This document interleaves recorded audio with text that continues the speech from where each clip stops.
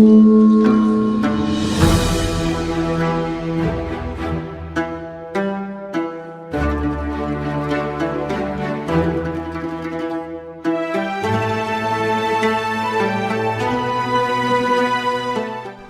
មស្វាគមន៍ប្រិយមិត្តក្នុងបណ្ដាញសង្គម YouTube ទាំងអស់ជាទីមេត្រីកាលពីថ្ងៃទី4ខែឧសភាឆ្នាំ2021កន្លងទៅនេះរដ្ឋបាលខេត្តសៀមរាបបានយាងរូបបដិមាករព្រះវិស្ណុជីគ្រុឌពីទីរួមខេត្តឧត្តរមានជ័យមកគង់ប្រថាប់នៅកន្លែងដើមវិញដែលស្ថិតនៅផ្លូវបំបែកពីទីរួមខេត្តសៀមរាបទៅអាកាសយានដ្ឋានអន្តរជាតិសៀមរាបដែលបច្ចុប្បន្នដែលហៅថាពលានចាស់មុខវិទ្យាល័យសម្ដេចបាទនៅវេលាម៉ោងប្រមាណ 7:04 ល្ងាចបន្ទាប់ពីឃ្លាតឆ្ងាយអស់រយៈពេល17ឆ្នាំដោយមានការនិមន្តនិងអញ្ជើញចូលរួមដង្ហែនិងទទួលស្វាគមន៍តាមដងផ្លូវពីសំណាក់ព្រះសង្ឃមន្ត្រីអ្នកមុខអ្នកការប្រជាពលរដ្ឋនិងសិស្សានុសិស្សនៅតាមបណ្ដាស្រុកក្រុងដែលជប់នៅតាមដងផ្លូវក្បួនដង្ហែហ្នឹងរួមទាំងមន្ត្រីអ្នកមុខអ្នកការនៃរដ្ឋបាលខេត្តសៀមរាបយ៉ាងច្រើនកកកដែលពោរពេញទៅដោយសេចក្តីសប្បាយរីករាយនិងត្រេកអរជាពន្លឹកខ្ញុំមិនអាចស្វែងរកឯកសារមកបញ្ជាក់បានទេថាតើរូបបដិមាករព្រះវិស្ណុជីគ្រុឌនេះត្រូវបានកសាងឡើងនៅក្នុងឆ្នាំណាឬក៏ក្នុងរជ្ជកាលស្ដេចអង្គណានោះទេ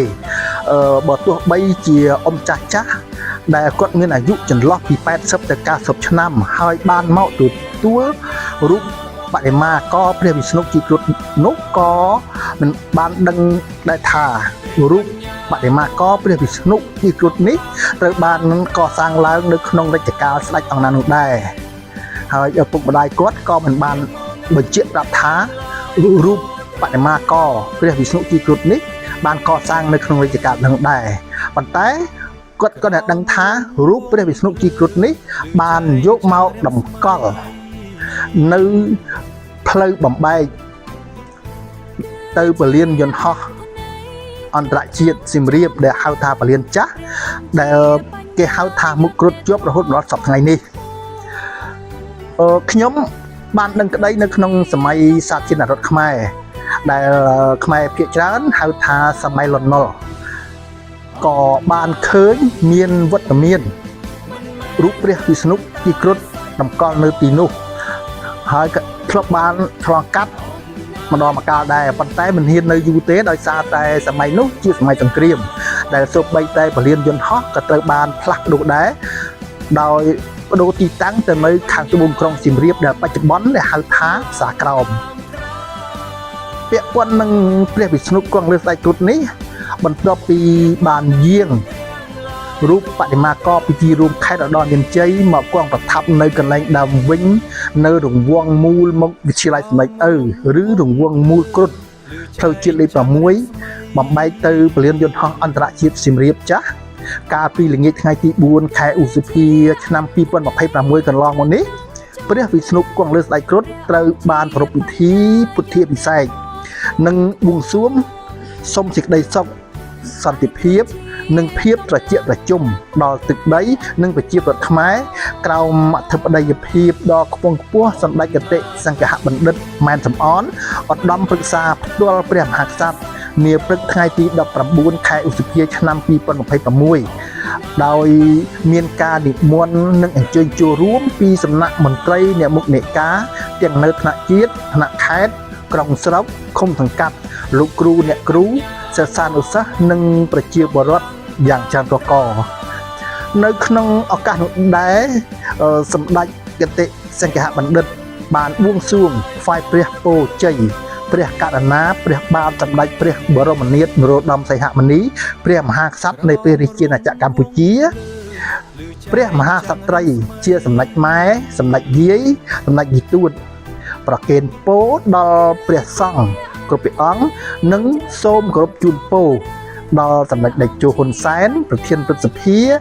សម្ដេចគតិប្រិទ្ធបណ្ឌិតប៊ុនរ៉ានីហ៊ុនសែនប្រធានកាកបាទក្រហមកម្ពុជា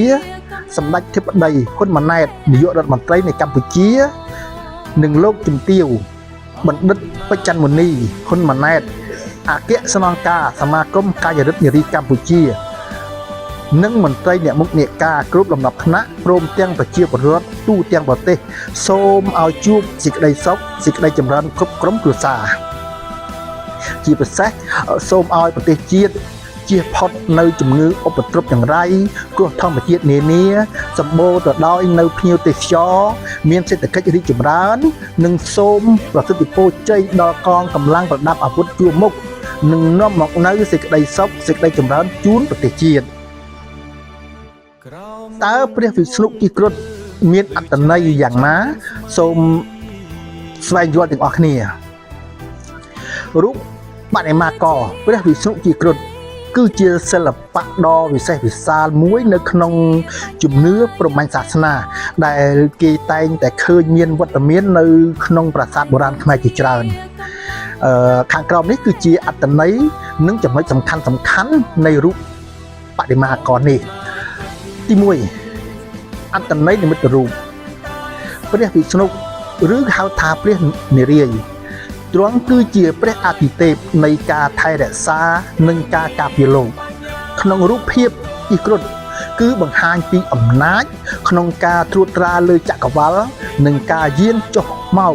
ដើម្បីបង្ក្រាបអំពើអាក្រក់និងជួយសង្គ្រោះពិភពលោកសត្វគ្រុឌគឺជាស្ដេចបក្សីដែលមានកម្លាំងខ្លាំងក្លាមហិមានិងជាយានជំនិះដ៏ស្មោះត្រង់របស់ព្រះវិស្ណុគ្រុឌតំណាងឲ្យមេឃឬពន្លឺព្រះអាទិត្យហើយក៏ជាសត្រូវសួរពូជជាមួយសត្វពស់ដែលហៅថានាគដែលតំណាងឲ្យទឹកឬពិភពខាងក្រោម2លក្ខណៈសិល្បៈក្នុងវប្បធម៌ខ្មែរនៅក្នុងសិល្បៈខ្មែរយើងរូបព្រះវិស្ណុគិគ្រុឌត្រូវបានសិល្បករច្នៃប្រឌិតឡើងក្នុងទម្រង់ជាច្រើនដូចជាចម្លាក់លើហោជាងឬដែរដែលជាញឹកញាប់គេឃើញចម្លាក់នេះនៅតាមប្រាសាទនានាដូចជាប្រាសាទអង្គរវត្តឬប្រាសាទព្រះវិហារដើម្បីបង្ហាញពីឫទ្ធានុភាពរបស់អាទិទេពម្ចាស់ប្រាសាទរូបបដិមាករដាច់ដោយឡែកមានទាំងរូបសូនពីដីឥដ្ឋស្លសិតពីសំរិទ្ធឬដាប់ពីថ្មភក់ជាទូទៅព្រះវិស្ណុមានព្រះហស្ថ4កាន់វត្ថុស័ក្តិសិទ្ធិដូចជាកងចក្រខ្យងសាំងដំបងនិងផ្កាឈូក3វត្តមានក្នុងប្រវត្តិសាស្ត្ររូបបដិមាករព្រះវិស្ណុគិគ្រុឌដែលល្បីល្បាញបំផុតមួយគឺមានតាំងពីសម័យអង្គរបុព្វបុរសខ្មែរជឿថាការគោរពបូជារូបនេះនឹងនាំមកនូវសេចក្តីសុខសន្តិភាពនិងការការពារពីគ្រោះថ្នាក់ទាំងពួងជារួមរូបសំណាកព្រះវិស្ណុគង់លើស្ដេចគ្រុឌមិនមែនគ្រាន់តែជាសិល្បៈសម្រាប់មើលស្រស់ស្អាតប៉ុន្តែជាតំណាងដ៏ជ្រាលជ្រៅអំពីអំណាចនិងការពារព្រះវិស្ណុជាព្រះនៃការថែរក្សាពិភពលោកជានិមិត្តរូបនៃបញ្ញានិងយុត្តិធម៌ខណៈដែលគ្រុឌតំណាងឲ្យកម្លាំងល្បឿននិងភាពក្លាហានពេលទាំងពីររួមគ្នាវាបង្ហាញថាអំណាចពិតមិនមែនមានតែភាពខ្លាំងក្លាទេប៉ុន្តែត្រូវមានបញ្ញានៅមុខវាជាការពិតហើយយើងរំលឹកឡើងថាការការពារពិតមិនមែនមានតែសាច់ដុំឬអាវុធទេប៉ុន្តែជាការរួមគ្នារវាងបញ្ញាកម្លាំងនិងចិត្តក្លាហានពេលយើងឈរដូចគ្រុឌហើយគិតដូចព្រះវិស្ណុនោះអ្វីក៏អាចឈ្នះបានយោងតាមឯកសារនានាបានរៀបរាប់នៅដំណើររឿងព្រះវិស្ណុឬព្រះនារាយណ៍គង់ប្រថាប់លើស្ដេចនាគជាយានជំនិះគឺមានប្រវត្តិទាក់ទងនឹងការសន្យា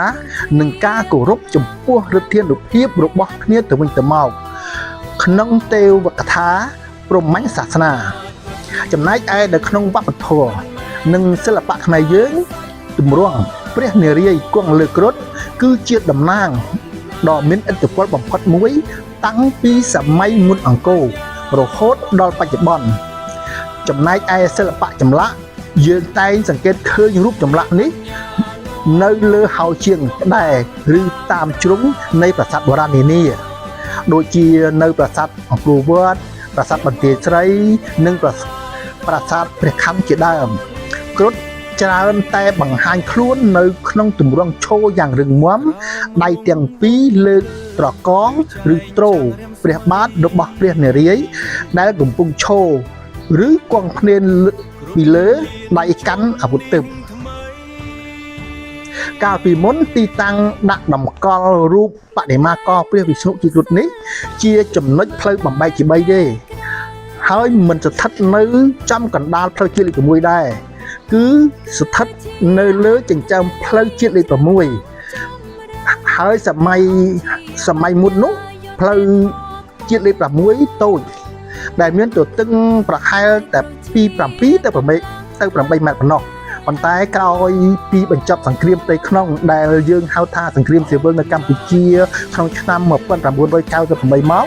ក្រោមនយោបាយឈ្នះរបស់សម្ដេចតេជោហ៊ុនសែនអតីតនាយករដ្ឋមន្ត្រីនៃព្រះរាជាណាចក្រកម្ពុជាបានធ្វើឲ្យប្រទេសជាតិមានការអភិវឌ្ឍជាបន្តបន្ទាប់នាជារួមនិងដោយឡែកហេដ្ឋារចនាសម្ព័ន្ធនៅទីតាំងដាក់តម្កល់រូបបដិមាករព្រះវិស្ណុជាគ្រុឌនេះត្រូវបានកែសម្រួលនិងអភិវឌ្ឍជាបន្តបន្ទាប់ដែរគួររំលឹកថារូប